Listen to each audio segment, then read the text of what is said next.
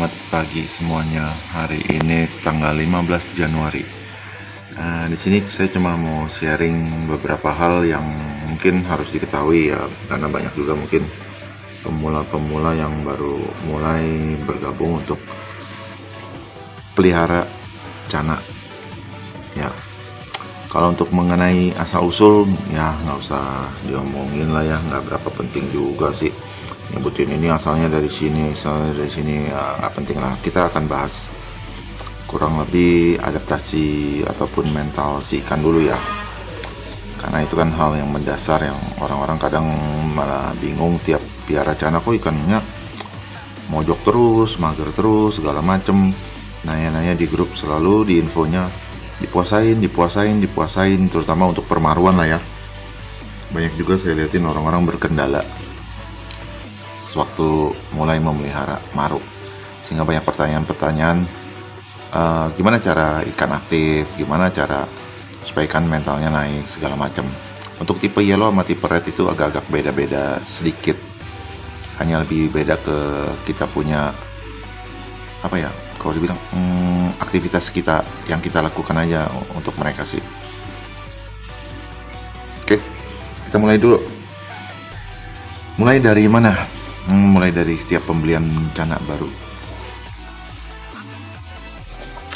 Cana baru, kita baru beli cana, ibaratnya di ombyok ataupun di toko ataupun di pasar-pasar ikan gitu, kita lihat, wah nih ikan kita suka nih, size masih baby, ngurusnya kayak gimana ya, enak atau enggak ya. Oke, cari yang murah dulu karena kan baru belajar semua pemula. Cari yang murah itu biasanya sekitar ukuran bahan 45 cm untuk tipe red, karena tipe red pasti lebih mahal daripada yellow. Dan untuk yellow mungkin yang 10.000 sampai 15.000 itu size-nya kurang lebih di bawah 10 cm atau bahkan ada yang 11-12 cm. Pasarannya kan segitu ya. Ini yang saya kasih lihat semua tipe red sih. Ini yellow-nya sih. Oke, pertama apa yang dilakukan? Begitu membeli, membawa pulang ikan. Sesudah ikan dibawa pulang, tentu akuarium kita kalau belum siap, kita akan siapkan akuarium, kita akan isi dengan air sumur ataupun air pump.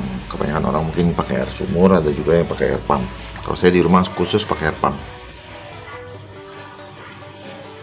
Kalau ngikutin orang-orang punya info di grup ataupun senior-senior, mereka akan bilang ikan predator tuh semua wajib diaklimasi 5 sampai 10 sampai mungkin 30 menit maksimal banget ya, udah lama sekali 30 menit. Tujuannya untuk menyamakan suhu air atau apapun. Ada juga yang air di dalam tank dimasukkan sedikit ke plastiknya supaya ikan tuh beradaptasi, supaya nggak kaget begitu masuk segala macam ya. Memang ada yang seperti itu, banyak yang seperti itu sih, banyak. Tapi kalau saya sih agak sedikit beda, saya sih nggak terlalu pedulikan masalah itu karena saya cukup pede dengan kandungan air pump di rumah saya, karena saya ada toren, sehingga tiap saya baru beli saya tidak perlu aklimasi. Ya ini tidak perlu diikutin, mau diikutin juga silakan, nggak masalah. Saya tidak mengaklimasi, saya langsung celupin. Ya seperti biasa rata-rata pasti mojok, mager. Itu hal biasa, nggak perlu panik sih. Biasanya orang bilang ya udah kalau piara cana tuh habis dimasukin tank dipuasain dulu mungkin 1 kali 24 jam atau besok kalau malam kita beli, besokannya baru kita kasih makan. Nah kalau saya sih tidak. Kalau saya biasanya untuk mengetes yang namanya adaptasi ataupun mental si ikan, saya langsung memberi makan sesudah 5-10 menitan. Biasanya saya kasih pakan hidup. Pakan hidup salah satunya itu bisa cacing, bisa ulhong. Tapi kalau saya lebih prefer ulhong, karena satu size lebih kecil, kedua itu ulhong itu ngambang. Kenapa saya lebih milih ngambang ketimbang tenggelam? Karena kalau ikan makanannya tenggelam, makanannya jatuh, ikan yang mojok, kalau dia sampai mau makan, dia hanya maju, makan, terus dia balik lagi. Sama sih ikan yang kalau kita taruh pakan yang ngambang, dia akan naik, makan, terus mojok lagi. Tapi perbedaannya, kalau ikan sampai berani ngambang, makan makanan yang ngambang, paling tidak dia ada keberanian untuk maju lebih, karena ibaratnya cemang maju, lurus ngambil makanan di lantai sama naik itu jauh jaraknya lebih panjang kalau kita kasih makan dia di atas ngambang. Kurang lebih kayak gitu ya untuk mancingnya ya. Ini kita bicara soal karakter dan pembentukan karakter dari awal si ikan. Dari situ kita seolah-olah mengajarkan supaya tenang aja, nggak usah takut. Gua piara lu, tujuan gua untuk ngasih makan lu, hidupin lu. Dan kita nggak ada maksud untuk menyakiti si ikan. Si ikan pelan-pelan akan ngerti sih. Biasanya untuk tipe yellow tuh cukup kita kasih makan aja juga dia nanti akan aktif sendiri. Paling lama 3 hari sampai seminggu lah. Harusnya sih dia udah aktif, udah berenang di atas, udah begini nungguin makanan segala macam kalau kita datang. Untuk tipe yellow, tipe red sih agak berbeda makanya. Kadang harus lebih sabar, kadang kita harus setting kembali, settingan tanknya segala macam gitu sih. Tapi enggak, jangan terlalu dipaksakan karena saya di sini sistemnya lu itu main polosan. Kalau ikan baru masuk biasanya saya kasih daun kering kelaka ini lebih sedikit supaya ikan lebih bisa melihat ke kita kalau ini ada orang gitu loh. Tujuan dari saya 5-10 menit kemudian kasih makan tuh sebenarnya untuk memancing atau untuk melihat karakter si ikan, keberanian si ikan, mental si ikan, dan lain-lain halnya lah yang saya ingin kenal gitu loh. Saya ingin kenal nih ikan seperti apa sih sebenarnya sih. Kalau memang dia adaptasinya bagus, kalau datang kasih makan langsung makan, ya berarti kedepannya kalau kita kuras air, kasih air baru, dia nggak bakal butuh waktu terlalu lama untuk aktif lagi untuk berenang-berenang, nggak mojok. Biasanya kan kebanyakan kan ikan gitu, tiap habis ganti air mojok langsung lagi ke ujung, tunggu berapa setengah jam sampai 1 jam baru dia mulai pelan-pelan maju, atau kadang kita mesti pancing dia gimana gitu loh. Oke. Selain itu ada juga yang tidak mau makan, ya itu kita biarkan saja ulhongnya ngambang entah tenggelam atau apa, biarkan aja sampai sore, sampai sebelum kita kasih makan sekitar 2-3 jam sebelum kita kasih makan ya kita angkat aja, nggak masalah. Sebenarnya dibiarkan juga nggak masalah sih. Kalau ikannya memang agak-agak malu ya paling dia makan sesudah kita pergi 1-2 jam kemudian dia akan makan kalau dia lapar. Karena biasanya kan kalau kita beli ikan, terutama di pasar ikan, biasa tuh ikan di tempat dia tuh nggak dikasih makan untuk menghemat budget pengeluaran. Jadi harga ikan masih bisa dia jual dengan harga yang stabil di angka 10-15 ribu untuk tipe yellow, atau bahkan 30-50 ribu untuk tipe red. Supaya stabil mereka harus menghemat pemberian pakan itu gitu loh. Jadi rata-rata pasti kalau kita beli ombyok itu ikan kurus-kurus segala macam, entah dia kalah makan atau gimana, ya itu hal yang biasa. Kita nggak perlu khawatir sama keadaan ikan. Makanya yang penting dia datang kita kasih makan supaya dia tahu, oh gue dikasih makan. Ada tetap yang mojok seperti itu, ya kita kasih makan, tetap kasih pakan hidup, ulhong ataupun cacing. Tapi saran saya paling utama balik lagi ke ulhong, sehingga untuk memancing ikan aktif lebih cepat.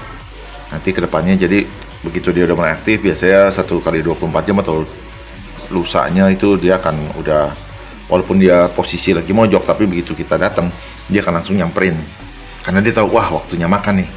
Dan saya kasihnya biasanya sehari 2 kali. Untuk ikan baru itu udah pasti sehari 2 kali, karena supaya dia tahu gue dikasih makan sehari 2 kali. Ini orang kalau datang biasanya ngasih gue makan, ya dia akan aktif, dia pasti akan aktif, saya bisa bilang pasti gitu ya. Jadi jangan dipuasa-puasakan, itu menurut saya sih nggak etis. Nggak semua ikan seperti itu, karena kan ikan yang jarang makannya otomatis badan dia lapar. Kita kan bukan ikan, kita nggak tahu ya situasi kesehatan badan tuh seperti apa. Kalau kita manusia nggak makan aja, kadang perut sampai berasa laparnya tuh sampai badan menggigil, meriang, itu udah benar-benar kayaknya mesti makan banget gitu loh. Kalau ikan kan kita karena nggak pernah ngerasain jadi ikan, mungkin gimana kita nggak ngerasain posisi dia, kita nggak tahu. Yang ada ya dia akan makin mager, makin takut, gue nggak dikasih makan, gue mau diapain nih, kesannya pikiran dia orang kan pasti begitulah pikiran mereka lah kalau nggak dikasih makan. Memang ada beberapa ikan yang malah aktif, cuma kan nggak semuanya akan seperti itu gitu loh. Pemikiran ikan, mental ikan, adaptasi ikan, setiap ikan karakteristiknya beda-beda. Ada juga yang tetap minta makan, makanya dia aktif. Dipikir nih orang datang, wah waktunya gue makan atau apa, walaupun nggak dikasih makan dari awal gitu, cuma kan nggak ada masalahnya. Kita nggak tahu pikiran ikan, bisa aja dia berharap dikasih makan dong. Kalau gua mau minta makan nih, kalau gua maju baru dikasih makan gitu ya. Itu hanya berdasarkan pengalaman saya sih ya. Kita harus berpikir nggak cuma dari sisi kita sebagai manusia, keeper, owner dari mereka. Kita harus berpikir dari posisi si ikan juga. Maka dari itu saya nggak pernah mempuasakan ikan saya, karena kita manusia aja juga kalau punya anak juga nggak mungkin kita puasain terus anak nggak makan 2-3 hari, gila aja loh. Kita perlakukan binatang juga harus sesuai dengan cara kita memperlakukan diri kita sendiri atau memperlakukan orang-orang di sekitar kita lah. Jangan terlalu nggak hewani, ibaratnya bukan manusiawi lagi, hewani ya. Itu aja saran saya, itu yang satu pertama. Dan ini untuk video ini ya, saya rasa untuk pembahasan di situ, nanti saya akan bahas satu-satu lagi. Nah, masalah mental itu tadi ke adaptasi ya, ibaratnya penguasaan lingkungan atau penadaptasi. Kalau ikan aktif dia akan menguasai, dan yang paling penting adalah kalau ikan baru masuk, terutama untuk cana, pastikan ukuran tank tidak terlalu besar untuk mempercepat dia menguasai tank sekeliling. Dia kalau udah kuasain, dia akan tahu itu wilayah gua, nggak ada orang di sini selain gua.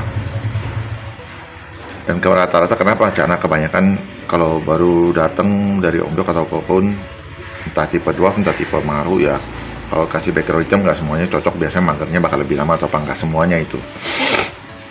Balik lagi ke karakter si ikan kalau masalah itu. Kalau saya rata-rata sini semua background putih sih, saya nggak main background hitam lagi, udah saya tinggalkan background hitam gitu loh.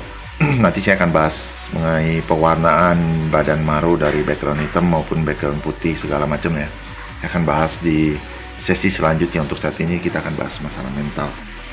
Dan dari mental itu kita bisa melihat, kita jangan berpikir kalau ikan flaring, ikan marah itu ikan mentalnya udah oke atau segala macam. Jangan kita samakan gitu loh. Kayak misalkan ini bayi masih 7 sentian nih, kelihatannya ya biasa aja, emang kita kacain. Untuk tipe red belum tentu semua mau dikacain ya, nggak semua. Baik lagi, nggak semua. Kita juga patut memantau ikan kita punya mental, apakah mental oke atau tidak.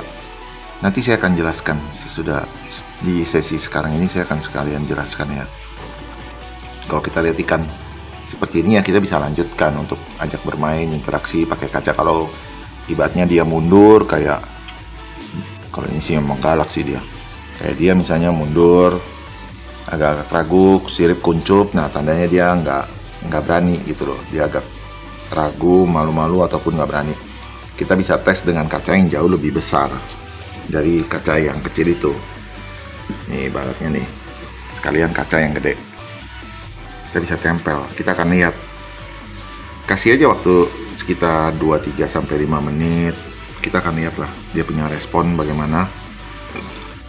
Aduh, biasanya ada yang mau, kalau kayak dia sebenarnya sih dia lebih suka kaca besar ya. Biasanya, cuma karena di sini saya nggak bisa terlalu lama untuk perlihatkan sampai bagaimananya ya. Dan untuk tipe red centaurum ini matanya jauh lebih merah ketimbang semua tipe yang lain. Oke. Lalu itu masalah mental yang kadang tidak semua ikan berani. Kalau kayak yellow begini mah kita kasih makan juga lama-lama dia udah aktif, tinggal kasih ajak main begini tangan juga lama-lama dia akan ngikutin, dia akan gigit. Tipe yellow nggak seribet red. Kalau red lebih diwajibkan perbanyak interaksi. Kalau kita nggak banyakin interaksi, dia akan blow on lah. Benar, dia akan hanya blow on dan hanya menunggu makan. Kita apa-apain sampai dia gede pun tetap akan blow on.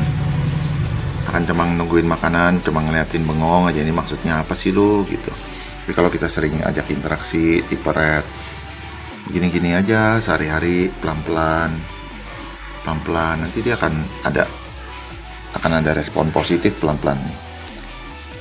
Tunggu, hidung saya gatal. Kita kasih lihatnya seperti ini. Yang penting kita lihat si ikan matanya fokus ke tangan. Kalau dia nggak fokus ke tangan, kita kasih lihat lagi, diamin, nah dia akan ngeliat dan dia akan respon lama-lama tuh. Dia akan respon pelan-pelan. Sehari mainin ya 2-3-5 menit juga nggak masalah sih, pelan-pelan aja. Oke, dia kan udah fokus, udah ngeliatin mata, makanya dia responnya entah dia takut atau gimana, biarin, nggak apa-apa.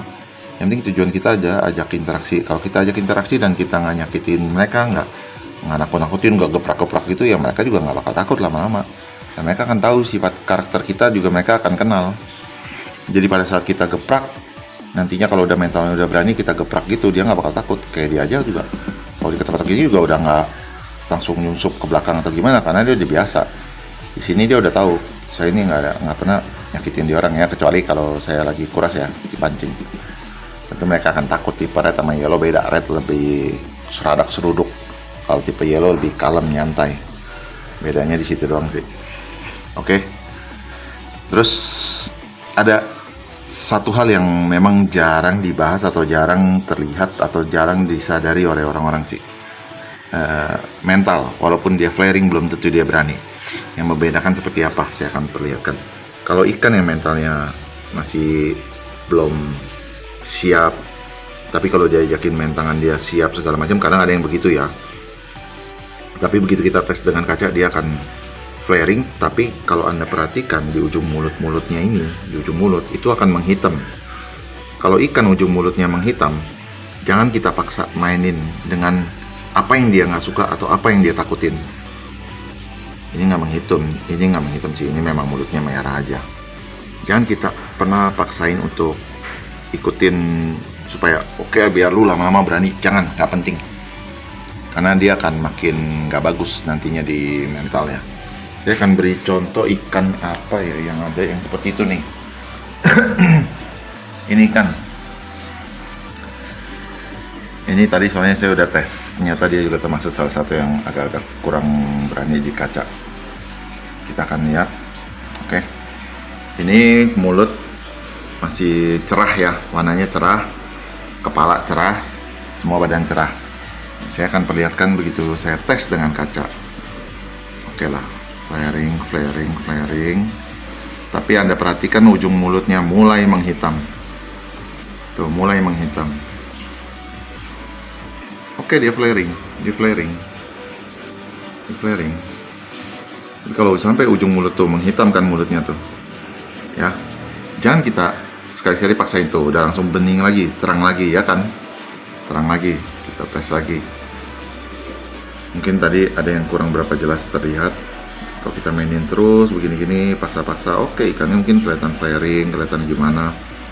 Jadi kalau kita perhatiin lagi tuh, ujung mulutnya menghitam, ya, ujung mulut menghitam. Pakai bulur gara-gara backlight, sialan. Kalau ujung mulut menghitam gitu, tandanya ya kayak gimana ya, kayak agak-agak ngeri-ngeri atau apa dianya gitu. Jadi kita tidak perlu memaksakan terus-terusan gini nih. Saya perlihatkan lebih jelas nih selagi jelas. Oke, itu Anda perhatian ujung mulut menghitam. Kalau ujung mulut menghitam, salah satu ciri kalau mentalnya ini ya entah dia penuh keraguan, entah gimana, walaupun terlihat seolah-olah flaring. Tuh, ujung mulut menghitam ya, terlihatlah bedanya lah ya. Nah, sekarang kita tes dengan patung ikan. Mana patung ikan aku? Ini dia. Kalau kita tes dengan patung ikan, dia loh galak, oke, diikutin. Oke, ikutin, tapi ujung mulutnya aman, nggak sehitam tadi ya, masih standar, terlihat tidak ada perubahan. Begitu sudah dimainin juga warnanya masih sama aja, tidak ada perubahan gitu loh. Tuh, malah lebih galak. Kita jangan memaksakan sih. Kalau ikan nggak berani sama kaca, kita jangan pernah paksakan, nanti hasilnya nggak bakal bagus deh, kurang lebih ya. Normal, beda dengan waktu di kaca. Kalau mentalnya lebih jelek lagi, waktu dikacain mulutnya benar-benar akan kosong seperti warna dorsal atasnya kosong banget. Nah kayak gitu udah stop. Jangan ngelatih dengan seperti itu. Kalau kayak begitu ya, ubah prinsipnya. Oke. Kurang lebih untuk saat ini yang saya bisa infokan ya kurang lebih seperti itu ya. Kalau apa yang saya infokan berbeda dengan konten creator orang yang lain ya harap maklum, karena saya punya cara sendiri, orang-orang juga punya cara mereka sendiri. Jadi kalau yang sana nggak cocok bisa ikutin cara saya, yang mana aja yang cocok terserah. Gitu aja, oke. Ini hanya contoh aja. Udah 20 menit lamaan, oke. Gitu aja dulu, terima kasih. Selanjutnya saya akan bahas nanti, saya akan buat lagi soal bar, soal warna, soal apa lagi ya, pertumbuhan cabung atau pot itu agak susah diomong sih. Kurang lebih ya seperti itu dulu deh. Nanti masalah simet, bar simet atau enggak saya akan jelaskan, karena banyak sekali orang yang terlihat seolah-olah ngerti tapi tidak, salah. Karena ini kalau bahas simet gitu tentu kita harus mengikuti peraturan dari sebuah perkontesan ya. Kalau kita nggak ikutin peraturan kontesan ya nggak usah lu cari yang simet, buat apa. Tapi kalau lu mau cari ikan yang bagus simet walaupun buat display ya berarti otomatis lu akan ngikutin peraturan yang ada di perkontesan. Di luar itu ya udah, itu masalah suka atau enggak sama ikannya walaupun nggak simet atau gimana, itu bebas sebenarnya sih. Ini saya cuma akan menginfokan karena sempat ada yang bertanya juga di komentar saya di konten sebelum-sebelumnya. Oke, gitu aja dulu ya. Terima kasih.